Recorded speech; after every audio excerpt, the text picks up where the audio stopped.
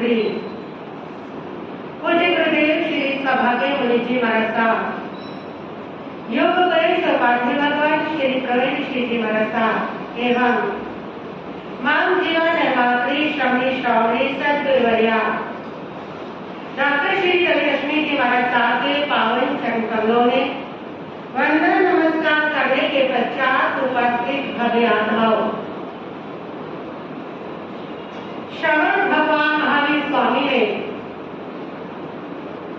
18 प्रकार के पाप बताए हैं। उन्होंने कहा है ये 18 पाप है जो तुम्हारे जीवन में दुख भरते हैं। ये 18 पाप है जो कदम कदम पर तुम्हारे जीवन में संकट और दुर्घटनाएं पैदा करते हैं। जीवन में जितने भी दुख हैं वो सब पाप की बदौलत है। इन 18 प्रकार के पापों से जितना बचोगे उतना जीवन में दुख भी कम होगा और उतना जीवन में सुख का भी आगमन होगा। पापों से दुख मिलता है सभी जानते हैं, लेकिन वो पाप कौन से हैं जो जीवन में दुख लेकर के आते हैं और उन पापों से हम कैसे दूर हो सकते हैं। उन पापों को जानोगे तभी आप दूर होगे। जब तक आप उन पापों के बारे में जानोगे नहीं, उनके स्वरूप को जानोगे नहीं, उनकी प्रकृति को जानोगे नहीं, तब तक आप उनसे विरत भी नहीं हो सकते हैं। पाप तो बहुत तरह के हैं, लेकिन वो सारे पापों का अंतर्भाव इन 18 पापों में हो जाता है। गागर में सागर को एक तरह से जैसे भरते हैं, उसी प्रकार दुनिया के समस्त जो पाप है उनकी गिनती भी इन 18 पापों में हो जाती है। इन 18 पापों से विरत होने का मतलब होता है सभी पापों से विरत हो जाना। इनमें सबसे पहला जो पाप है वो है प्राणातिपात। प्राणातिपात का मतलब है किसी भी जीव की हिंसा नहीं करनी, किसी भी जीव को कष्ट नहीं देना, किसी भी जीव को मारना नहीं। वो कल आपने सुन लिया था। आज हम दूसरे पाप की बात कर रहे हैं जिसका नाम है वृषभात। वृषभ कहते हैं झूठ को और बात कहते हैं बोलना। झूठ बोलना दूसरे प्रकार का द्वितीय नंबर का पाप है। झूठ हमेशा जो व्यक्ति है वो जुनून के कारण बोलता है। झूठ बोलना एक सनक है, एक पागलपन है और उसके पीछे बहुत सारे कारण है। कारण कोई भी है, उन कारणों के पीछे व्यक्ति का पागलपन और सनक हुआ करती है। आपको मैं बताया है कि 4 प्रकार से 4 कारण है झूठ बोलने के। एक क्रोध, लोभ, भय और हंसी मजाक। इन 4 कारणों से व्यक्ति झूठ बोलता है। पहला कारण है क्रोध। क्रोध का सत्य के साथ कोई संबंध ही नहीं है। क्रोध में व्यक्ति अपने आप में होता नहीं। क्रोध एक क्षणिक पागलपन होता है। इसलिए क्रोध के अंदर आकर के जो व्यक्ति है वो अपने प्राय सबके जो राज है वो बोल दिया जाता है, सब कह दिया जाता है। और जब उसको बाद में लोग कहते हैं कि तुमने अच्छा क्यों बोला, उसने कहा उस समय क्रोध में था, बोल दिया था, मुझे पता नहीं था। क्रोध में व्यक्ति झूठ बोलता है। क्रोध अपने आप में सत्य है। जब वो पूरा क्रोध नहीं हुआ है तो उसमें सत्य हो ही नहीं सकता है। क्रोध में व्यक्ति दूसरे का आक्रमण करता है। क्रोध में व्यक्ति स्वयं भी जलता है, दूसरों को भी जलाता है। इसलिए क्रोध में व्यक्ति कभी सत्य नहीं हो सकता और क्रोध में जो बोलता है वो झूठ बोलता है। क्रोध में व्यक्ति इतना बेईमान होता है। तुम क्रोध में आके कहीं कह देते हो ना कि मैं वो काला नाग हूँ, अगर काट दिया तो पानी भी नहीं मिलेगा, तो तुम काले नाग तो नहीं हो, तुम तो मनुष्य हो। लेकिन क्रोध में व्यक्ति क्या बोलता है? झूठ बोलता है। और दूसरा जो झूठ है वो है लोभ में। लोभ में जो लोभी व्यक्ति होता है वो लोभ के कारण अपनों की झूठी कसरें खाता है, अपने बच्चों की भी झूठी कसरें खाता है, यहाँ तक देव गुरु धर्म की भी झूठी कसरें खा जाता है। कहते हैं कि एक सेठ को एक बुढ़िया 10 किलो सरसों देके गई, बहुत बढ़िया सरसों, तो उसका तेल निकलवाना है। और उसको देख के वो जो तेली सेठ था उसको लालच आ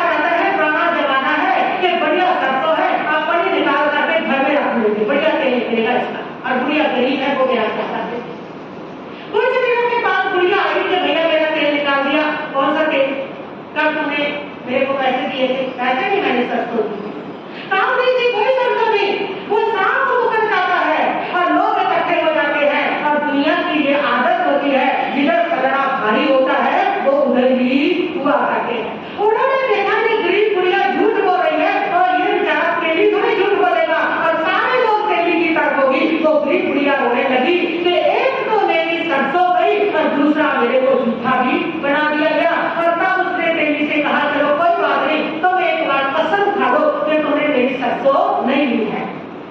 उसने आप देखा ना था, तेली ने अपने इकलौते बेटे की कसम खा के कहा कि अपने इकलौते बेटे की कसम खा के कहता हूं कि मैंने तेरी सरसों नहीं रखी, नहीं रखी, नहीं रखी है। और गुड़िया रोते हुए चली गई। अगले ही दिन क्या होता है, उसके बेटे के पेट में तेज दर्द होता है और उसका बेटा दुनिया से सदा सदा के लिए चला जाता है। अब वो तेली रो रहा है, अब वो कह रहा है कि मैंने कौन से पाप किए थे प्रभु, कौन से पापों का मुझे फल दिया तुमने, जो इतना बड़ा मुसीबत है वो मेरे पर तुमने ढाल दी है। अब वो रो रहा है, लेकिन इंसान लोग के वशी हो, भूत हो करके अपने धर्म को, अपने बच्चों को, अपनों को भी दांव पर लगा दिया करता है। लोग हमेशा व्यक्ति से झूठ लगाता है। और तीसरा झूठ है भय। भय के कारण, डर के कारण भी व्यक्ति झूठ बोलते हैं। बच्चे आपके सामने इसलिए झूठ बोलते हैं, उनको पता है अगर सच बोलेंगे तो डांट पड़ेगी, चिपेड़ा पड़ेगा ही पड़ेगा। अगर तुम बच्चों को ये विश्वास दिला सको कि सच बोलने वाले के थप्पड़ नहीं पड़ेगा, तो वो कभी झूठ नहीं बोलेंगे। तुम्हारे घर से बच्चों ने चोरी की, तुमने बच्चे से पूछा कि पैसे तुमने चुराए और बच्चे ने झूठ बोल दिया कि मम्मी मैंने नहीं चुराए, और तुम चुप हो गए, तुम्हें बच्चे पे विश्वास कर गया। तो बच्चे को ये पक्का पता चल गया कि झूठ बोलने से मम्मा बच जाती। और अगले दिन फिर बच्चे ने पैसे चुराए, दूसरे बच्चे ने, तुमने पूछा कि पैसे तुमने चुराए, उस बच्चे ने सच बोल दिया हाँ मम्मी मैंने चुराए, और तुम्हें एक थप्पड़ और जोड़ा कि तुम्हें पता नहीं पैसे चोरी करनी चाहिए। अब वो कभी सच नहीं बोलेगा, उसको पता है जब मैंने सच बोला तो क्या करा, थप्पड़ पड़ा। तो तुम जब भय देते हो बच्चों को, तब बच्चे क्या बोलते हैं, झूठ बोलते हैं। थोड़ा तो ये चाहिए, जब बच्चे ने सच बोला तब उसको धमकी दो, बेटा गलती तो तुमने की लेकिन तुमने सच बोल दिया है, इसलिए तुम शाबाश देके क्या हो, पात्र हो। तो बच्चा हमेशा सत्य की कदर करेगा, बच्चा हमेशा सच बोलेगा। लेकिन सच बोलने पर भी जब उसके थप्पड़ लगाते हो तब तो बच्चे को झूठ बोलने को अग्रसर करते हो। भय से बहुत लोग झूठ बोलते हैं। तीसरा, चौथा कारण है हंसी मजाक में झूठ बोलना। ये तो दुनिया का आम ही है। हंसी मजाक में झूठ बोलते फिर खुश होते हैं, फिर परेशान होते हैं, झूठ बोल बोल के परेशान होते हैं। ये जो फर्स्ट पेपर आती है इसको खास कर फर्स्ट पेपर को तो झूठ बोल के बनाया जाता है, बिना झूठ के तो कोई मजाक बनता ही नहीं है। एक व्यक्ति ने मजाक किया अपनी बहन के साथ, फोन कर दिया कि उसके भाई का एक्सीडेंट हो गया, फोन करवा दिया किसी से, और बहन का बोलो के हाल तो हमारे पास आई कि मेरा भाई का एक्सीडेंट हो गया, घबराहट हो रही है, मुझे कुछ हो जाएगा। मैंने उसको कहा कि फर्स्ट पेपर है, मजाक होगा, ऐसा नहीं हो सकता। और थोड़ी देर के बाद जब घर पे पूछा तो उसने कहा कि मैंने तो मजाक किया था, उसका मजाक था और इधर उसका बीपी बढ़ गया, उसकी तबीयत खराब हुई। तो मजाक में भी लोग झूठ बोलते हैं, लेकिन परमात्मा कहते हैं किसी भी कारण से झूठ बोलो, हर झूठ तुम्हारे चिकने कर्मों का बंद करता है। उस झूठ का परिणाम तुम्हें लोक में भी भुगतना पड़ता है और परलोक में भी भुगतना पड़ता है। ये दुनिया के अंदर जितने गूंगे दिख रहे हैं ये वही लोग हैं जिन्होंने पूरा हमें बहुत झूठ बोले होते हैं। इस जवान से झूठ बोल करके उसके बाद उन जवान पाने की क्षमता को खो देते हो, उसकी समर्थता को खो देते हो। 84 लाख जीवाणु में परिभ्रमण करना पड़ता है, ये प्रलोक में झूठ का फल मिला करता है। और लोक में से झूठ का फल मिलता है कि झूठ बोलने वाले व्यक्ति पर कोई भी व्यक्ति विश्वास नहीं करता, झूठ बोलने वाले की इज्जत नहीं हुआ करती है, झूठ बोलने वाले व्यक्ति को सम्मान नहीं मिला करता है। झूठ एक बार चल सकता है, बार बार नहीं चला करता। एक बार तुम्हारे झूठ के झंसे में कोई आ जाएगा, उसके बाद अपनी मोहलत लग जाएगी कि ये व्यक्ति व्यक्ति झूठा है, इसकी बात में मुझे फंसना नहीं है। इसीलिए तो झूठ की उम्र छोटी होती है, झूठ लंबा नहीं चलता। सत्य की उम्र लंबी है, सत्य सदा रहता है, शाश्वत है, सत्य सदा बाहर है, लेकिन झूठ तो बहुत छोटा है। झूठ विश्वास होता है। वो बचपन में पढ़ी है ना तुमने गडरिये की कहानी। वो गडरिया रोज लगा देता था, शेर आया शेर आया, गाँव में लोग दौड़ते शेर आ गया चलो जाके बचाए, और जैसी बोलते वो आगे हंसने लग जाता कि मैंने तो क्या किया था, मजाक किया था। फिर दूसरी बार किया, फिर गाँव वाले लोग पहुंचे, फिर उसने कहा मैंने तो मजाक किया था, और लोग समझ गए इसका तो भूल ही है। तीसरे दिन सच में शेर आ गया, और अब जो जो से चीखे मारा है मुझे बचाओ शेर आ गया, सच कह रहा हूँ शेर आ गया, आज सच है, आज झूठ नहीं है, आगे बचा दो। लेकिन कोई नहीं पहुंचता, क्योंकि सबने समझ लिया कि ये क्या बोलता है, झूठ बोलता है। झूठ की उम्र छोटी है, झूठ लंबा नहीं चलता। झूठ बोलोगे कोई विश्वास नहीं करेगा, और अंत में शेर उसको क्या कर जाता है, खा जाता है, समाप्त हो जाता है। इसलिए तुलसीदास कहते हैं कि एक तरफ गुंजाओं का, करोड़ों गुंजाओं का ढेर जो है वो पर्वत की समानता नहीं कर सकता, वो लगा देता है। और इसी प्रकार अन्य पापों का जो समूह है वो झूठ के पाप की समानता नहीं कर सकता। यानी कि झूठ का जो पाप होता है वो सभी पापों से बढ़ करके हुआ करता है। कितना बड़ा पाप है झूठ। किसी को धोखा देना, किसी को बेवकूफ बनाना, किसी के दिल को दबाना, और झूठ के द्वारा हिंसा। इसलिए झूठ को सबसे बड़ा पाप है। एक तरफ व्यक्ति झूठ बोल रहा है और दूसरी तरफ जो व्यक्ति है वो धर्म कर रहा है, तो उसके लिए कहा गया है उनके सारे धर्म क्या होते हैं, व्यर्थ हुआ करके। क्यों? झूठ इतना बड़ा पाप क्यों? क्योंकि झूठ सत्य का विरोधी है, झूठ धर्म का विरोधी है, झूठ सद्गुणों का विरोधी है, झूठ तुम्हारी आत्मा का विरोधी है। तुम्हारी आत्मा कहती है तो मत वो झूठ मत बोल, ये सही है ये गलत है, लेकिन झूठ उसका विरोध करता है कि मैं तो बोलूंगा ही बोलूंगा ये सही है। झूठ हमेशा कृत्रिम होता है, आर्टिफिशियल होता है, बनावटी होता है, और सत्य जो होता है वो नेचुरल होता है। इसलिए सत्य को सीखने की जरूरत नहीं होती, झूठ को सीखना पड़ता है। और झूठ व्यक्ति सीखता अपने वातावरण से, माता पिता से, दोस्तों से, मित्रों से, वहां से वो झूठ सीखता है, क्योंकि झूठ बनावटी है, झूठ को सीखना पड़ता है। सत्य नेचुरल है, सत्य को सीखने की कोई जरूरत नहीं है। इसलिए जो छोटे बच्चे होते हैं ना उनको हम कहते हैं वो भगवान का रूप है, क्योंकि छोटा बच्चा हमेशा सच बोलता है। इसलिए छोटे बच्चे से तुम भयभीत रहते हो।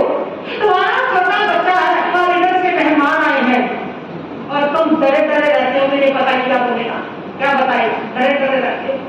तुम्हें पता बच्चा कभी भी सत्य बोल सकता है, तुम्हारे घर की रहस्य में बात कभी भी कह सकता है, क्योंकि जो सच होता है वह हमेशा नेचुरल होता है और झूठ हमेशा बनावटी होता है।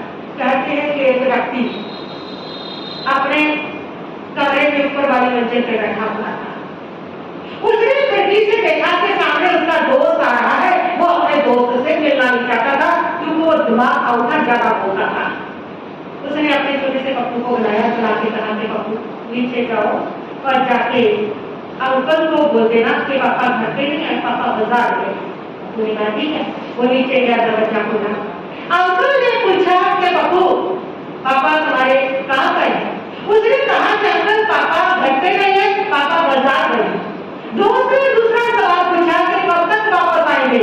पप्पू ने कहा ठहरो अंकल, पापा से पूछ के आता हूँ।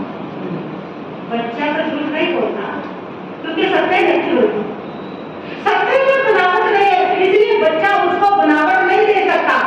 झूठ हमेशा बनावटी होता है, झूठ कृत्रिम होता है, झूठ अवास्तविक होता है। 10वीं कारक सूत्र के अंदर 4 प्रकार का झूठ चौथे अध्याय की टीका में बताया। 10वीं कारक सूत्र के चौथे अध्याय की टीका में 4 प्रकार का झूठ बताया। असत भाव प्रतिषेध, दूसरा सद्भाव उत्पादन, तीसरा ग्रह, और चौथा जो है वह अर्थांतर। ये 4 प्रकार का झूठ है। असत भाव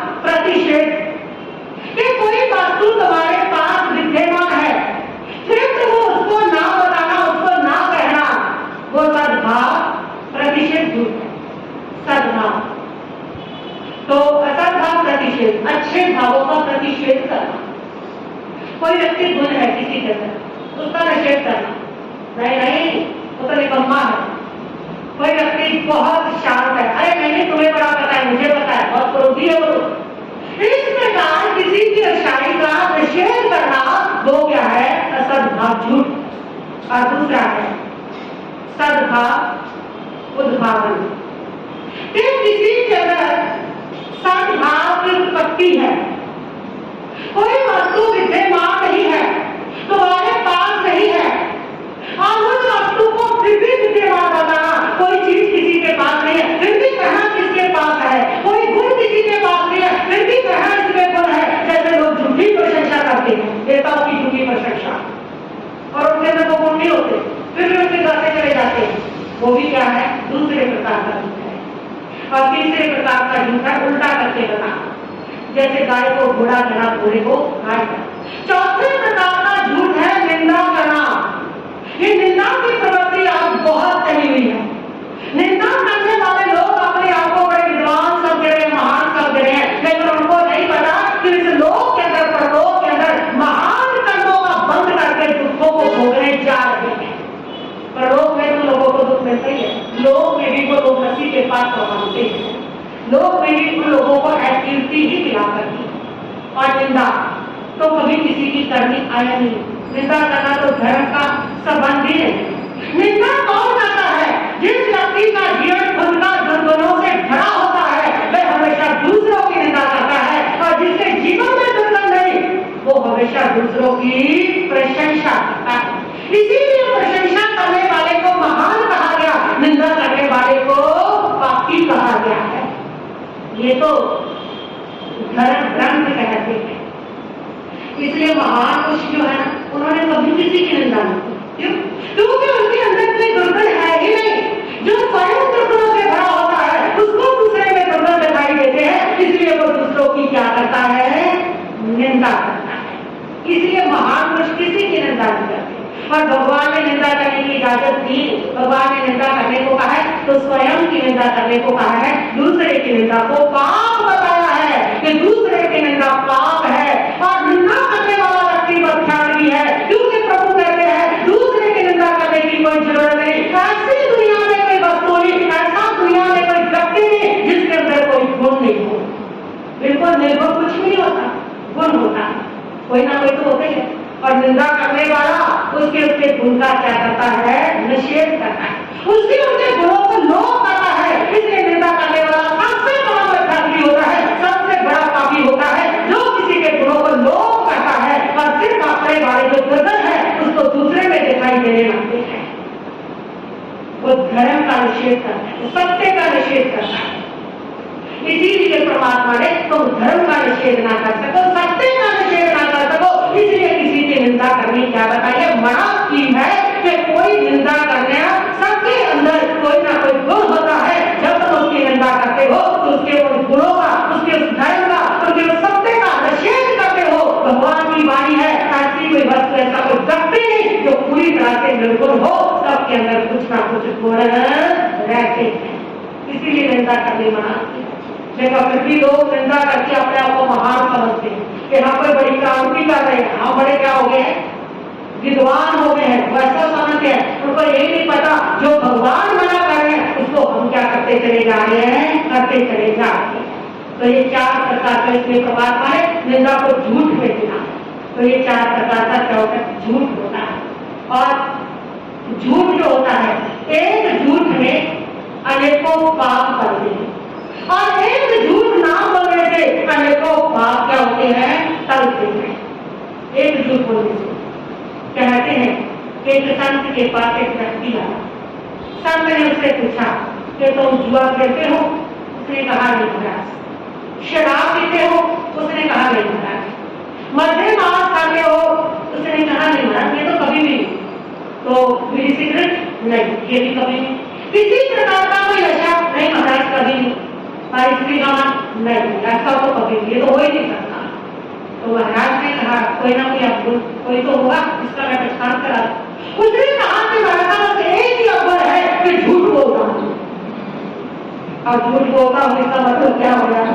कि वो शराब भी पीता है, वो मांस भी खाता है, इसका मतलब वो व्यसन भी करता है। तो एक झूठ में सारे पाप क्या हो जाते हैं, पल गई है। और एक झूठ ना बोलने से सारे पाप करते हैं। एक व्यक्ति को संत ने कहा कि एक नियम तुम्हें करना होगा। माँ बाप लेके आए थे उस बच्चे को, शराब पीता था, नशे करता था, व्यसनी था, और संत ने उसको समझाया। उसने कहा मैं ये सब छोड़ नहीं सकता।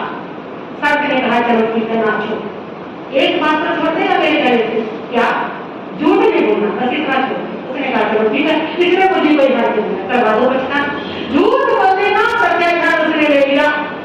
सुबह हुई, शराब पीने के लिए जाने लगा तो सोचा कि सब तो मेरे को पूछेंगे कहाँ गया था। झूठ बोलूंगा तो पछतान टूटेगा, झूठ बोलना और सच कैसे बताऊंगा कि मैं तो शराब खाने जाता हूँ, जुआ खेलने जाता हूँ। बताया जा सकते हैं दुनिया को? किसी को बताना बड़ा करना, माँ बाप को बताना बड़ा करना, घर में बताना बड़ा करना। कोई भी काम बताए नहीं जाते, काम छिपके होते हैं। कोई भी व्यसन बताए नहीं जाते, वो छिपके करते हैं। वो तो घर में अपने आप प्रकट हुआ करती है। और उसने सोचा बच्चे को क्या पढ़ाएंगे, और वो वही कर दिया। उसके जीवन से अपने आप सारे जो व्यसन है वो समाप्त हो गए, इसलिए क्योंकि उसने झूठ बोलना छोड़ दिया।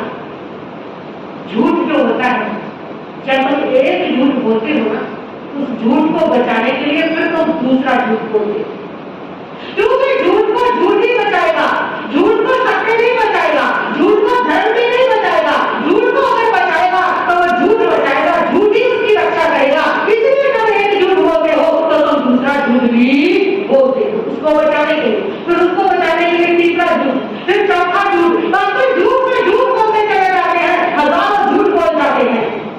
और फिर झूठ बोलने के बाद 24 घंटे की टेंशन रहती है कि झूठ कहीं निकल ना जाए, इसका ख्याल रखो, इसको बचा के रखो, उसकी रक्षा रखो, ये निकल ना जाए, ये कहीं निकल ना जाए, कहीं निकल ना जाए। बचा के वो फिर भी निकल ही जाता है, वो दिन में ही निकलता तो रात को निकल जाता है, झूठ तो निकल ही जाता है। कहते हैं कि पत्नी और पति सो रहे और नींद में से पति एकदम से बोलने लगा प्रीति प्रीति प्रीति। नहीं उठी, मैंने सोचा ये कौन सी बना रही। पत्नी को बड़ा शक हुआ, मोस्टली पत्नियों को शक रहता है। उसने उसको उठाया, उठा के पूछा तो ये कौन है, ये प्रीति किसका नाम ले रहे हो? उसके पति ने कहा अरे कुछ नहीं, वो तो मैं घोड़ा सवारी सीखने जाता हूँ ना, तो वहां पर एक घोड़ी है, उसका नाम प्रीति रखा जाए। वो प्रीति को तो वही दिमाग पर चढ़ गई। शक तो पत्नी को बड़ा रहा, लेकिन उसके समझाने से बात रहा दफा होगी, दोनों सो गए। लेकिन अगले ही दिन क्या हुआ, पति जब ऑफिस से वापस आया तो पत्नी ने पति से कहा कि तुम्हारी तो घोड़ी का फोन आया था। पति तो पसीना पसीनी हो गया, उसने यहाँ फोन कर दिया क्या, पकड़े गए क्या हम? उसके चेहरे का रंग हो गया और वो पकड़ा गया, पकड़ा जाता है। हालांकि फोन आया नहीं था, पत्नी ने ऐसे बोला था, पर झूठ क्या हो गया, पकड़ा गया। तो झूठ हर बार पकड़ा जाता है, झूठ हर बार सामने आता है। तो कितने झूठ बोलो, झूठ पे झूठ बोलो, कितनी झूठ की रक्षा करो, झूठ झूठ की रक्षा कर भी नहीं सकता है। झूठ हमेशा पकड़ा भी जाता है। हमारा भारत देश कभी सत्य के लिए प्रसिद्ध था। यहाँ बड़े बड़े यात्री विदेशी आते थे यात्रा करने, और वो लिखते थे अपने बरतान में कि भारत में लोग झूठ नहीं बोलते हैं, भारत में जो लोग हैं किसी की वस्तु पर छूते तक नहीं है, भारत में जो लोग हैं वो अपने घरों पर ताले, दुकानों पर ताले नहीं लगाते हैं, वो बड़ी प्रशंसा करते थे। और आजकल जितने यात्री आते हैं ना बाहर से, वो जाके यही कहते हैं कि भारत में जो लोग हैं वो झूठ बोलने में जरा भी शर्म नहीं करते, भारत में जो लोग हैं वो नैतिकता से बहुत गिरे हुए हैं। आज वास्तव में भारतवासी जितने आध्यात्मिकता की पूजा करते हैं, उतना ज्यादा अगर कोई झूठ है तो वो क्या बोलते हैं, भारतवासी बोलते हैं, फिर भी बोलते। अन्य लोग बोलने समझ आता है उनके पास धर्म की कमी है, लेकिन यहाँ पर इतना धर्म, इतने साधु महात्मा, इतने उपदेश, इतने संदेश हो, और वहां पर भी व्यक्ति झूठ पे झूठ बोलता चला जा रहा है। ये बाकी सोचने वाली बात है कि धर्म हमारा सिर्फ लगाता है। झूठ जो होता है वह कभी भी ताकतवर नहीं होता, झूठ हमेशा कमजोर होता है। इतना कमजोर होता है झूठ कि स्वयं को छिपाता है जो खुद स्वयं को बचा रहा है वो तुम्हारी रक्षा क्या करेगा? जो स्वयं खुद को छिपा रहा है वो तुम्हारा आश्रय क्या बनेगा? इसलिए झूठ बोलने वाला जो व्यक्ति है ना वो हमेशा भयभीत रहता है, वो डरा हुआ रहता है। क्यों? क्योंकि झूठ खुद ही कमजोर है, वो तुम्हारी रक्षा नहीं करता, इसलिए झूठ बोलने वाला व्यक्ति के अंदर डर रहता है। और सत्य हमेशा बलवान होता है, इसलिए जो व्यक्ति सत्य बोलता है उसको कभी भी डर नहीं होता, कहीं भी डर नहीं होता, वो निडर होता है। और सत्य की ताकत जग जाता है। सत्य के सामने बड़े बड़े शक्तियां झूठी है, लेकर झूठ तो स्वयं छिपता है। झूठ को तो ढूंढ ढूंढ के निकालना पड़ता है, पर सत्य होता है जो छाती तान करके व्यक्ति के सामने खड़ा रह जाया करता है। तो कुछ लोग जो हैं वह झूठी सलाह देते हैं किसी को, वो भी झूठ भी आता है, बड़ी खतरनाक सलाह देते हैं, झूठी सलाह। जैसे एक व्यक्ति आके कहता है कि मेरा कारोबार नहीं चलता, दूसरा उसको उल्टी सलाह देते हुए कहेगा झूठी सलाह कि हाँ मेरा भी नहीं चलता था, लेकिन जब से मैंने ठगियां मारनी शुरू किया, जुआ खेलना शुरू किया, तब से मेरे को मार होगी। एक व्यक्ति ऐसे कहता है कि मेरे को बहुत ज्यादा शरीर में तकलीफ रहती है, शरीर सुस्त रहता है, कमजोरी भी होती है। तो दूसरा उसको कहता है थोड़ी सी खराब की लिया कर, थोड़ा अफीम का लेकर, मुझे भी ऐसी रहती है, उसके बाद मैं तो एक्टिव रहने लग गया। तो ये क्या होती है? झूठी सलाह देके किसी को फंसाना, किसी को अंधकार में गिरना। और परमात्मा ने ऐसा झूठ शावक के लिए मना किया है, झूठी गवाही देना। इस प्रकार के सारे जो झूठ है एक धार्मिक व्यक्ति के लिए वो मना किए गए हैं, और एक साधु के लिए तो पूरा झूठ मत है, ये झूठ बोलते ही, चाहे झूठ सूक्ष्म है, चाहे झूठ बड़ा है, चाहे झूठ छोटा, सभी प्रकार के जो झूठ है वो आत्मा को कलुषित करते हैं, आत्मा का पतन करते हैं, आत्मा को दुर्गति की ओर लेकर जाते हैं। इसलिए झूठ को दुर्गति का द्वार कहा गया है। झूठ एक ऐसा द्वार है जिससे तुम दुर्गति के द्वार से दुर्गति की ओर प्रवेश करते हो। झूठ एक ऐसा द्वार है, तो दुर्गति जो देता है वो झूठ है। यहाँ पर भी बहुत सारे झूठ बोलने वाले जो लोग हैं वो तुम्हें जेलों में बंद मिलेंगे, वहां पर बैठे हुए मिलेंगे। और वैसे भी जो आज के नेता है वो तो सारे झूठे वादे करते हैं, इसलिए तो उनका सम्मान नहीं। झूठ कभी इज्जत नहीं पाता, झूठ कभी सम्मान नहीं पाता। कहते हैं एक बार एक बाप ने अपने बेटे को लगातार झूठ बोलते हुए देख करके कहा कि बेटा अगर ऐसे तो लगातार झूठ बोलता जाएगा तो मैं सच कहता हूँ एक दिन तो देश का महान नेता बन जाएगा। नेताओं के लिए इसीलिए कितने शौक है, इसीलिए तो उसको ऐसा कहा जाता है, इसीलिए इसकी इज्जत नहीं है नेताओं की, इसीलिए सम्मान नहीं है, क्योंकि जो नेता लोग हैं वो झूठे वादे करते हैं। और नेता लोग अगर सम्मान पाना चाहते हैं, दुनिया से कोई इज्जत पाना चाहते हैं, तो नेताओं को सत्य का आश्रय देना होगा, सत्य का पालन करना होगा, तभी वो इज्जत और सम्मान को पा सकते हैं। आप लोग अगर इज्जत की जिंदगी जीना चाहते हैं तो सत्य को आश्रय आपको लेना होगा। सत्य की भगवान, सत्य की आराधना करो, सत्य की शरण ग्रहण करो। जो व्यक्ति झूठ बोलता है वो भगवान से कोसों दूर होता है, और जो सत्य का पालन करके सच बोलने वाला भगवान के पास हुआ करता है। सत्य को भगवान सत्य स्वयं का हुआ करता है, भगवान हुआ करता है। तो इस प्रकार आप झूठ का जीवन में हर प्रकार के झूठ का त्याग करें, समझे ये झूठ व्यक्ति को दुर्गति देता है, ये झूठ व्यक्ति की आत्मा को भारी बनाता है, ये झूठ व्यक्ति के कर्म का बंधन करवाता है, व्यक्ति की आत्मा को बंधन में लेके जाता है। इसलिए सत्य ईश्वर है, सत्य सम्मान देता है, इज्जत देता है, सद्गति देता है, सुख देता है, सत्य निर्भय होता है, सत्य से आपको कहीं भी भय नहीं रहता। तो सत्य का पालन करें अपने जीवन में, आपका जीवन अवश्य सुखी होगा। शेरी